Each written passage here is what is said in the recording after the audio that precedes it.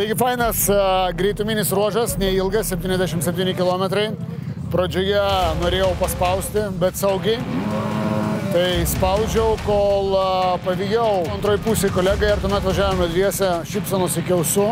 Daug purvo, bet tai visiškai nerūpėjo.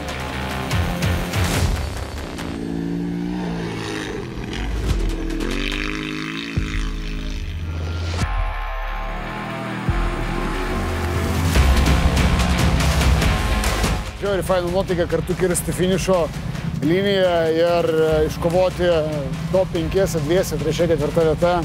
Aš manau, tai yra labai didelis pasiekimas mums. Žinome, kur reikia tobulėti komandai, žinome, kur reikia tobulinti techniką. Tai mes einame teisingą linkmę. Tai ateityje būsime tik stipresni.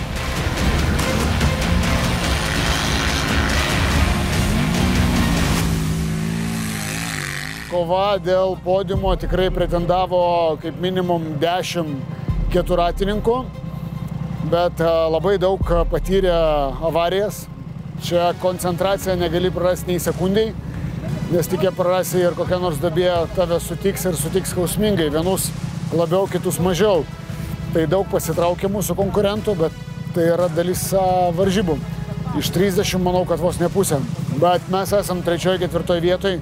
Aš manau, tai yra pelnytas rezultatas mums. Mes įdėjome daug pastangų ir jau turint tokią patirtį, manau, kad top 5 mūsų yra brėžiamas tikslas šitose varžybose, tai tikrai. Tai tikrai labai geros varžybos, norint tobulinti savo navigacinius sugebėjimus, norint išbandyti komandą ir norint ganėtinai nebrangiai rinkti patirtį. Tai aš manau, kad tai yra geras renginys, o toliau jau kiekvienas savo jau išvadas gali pasidaryti atvažiavęs čia. Noriu padėkoti visiems rėmėjams, kurie yra su mumis kartu visus šios metus. Metai dar nesibaigė, mes dar visi kartu važiuosime į Rally du Maroko ir mes kartu rašome istoriją CF Moto. Taigi dar vienas istorijos rėžis, kurie nieks niekada neištrins, kad mes visi kartu padarėme Breslau. O dabar kraunamės lagaminus, plaunamės techniką ir lėksime į Rally du Maroko. O gal net ir jau pradėsim ruoštis kitiem metam. Tai ačiū visiems ir ką, mes nesustojame, o ruošiamės toliau. Varom. Very big competition, very big fight.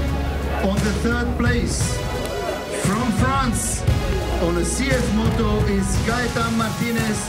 Congratulations.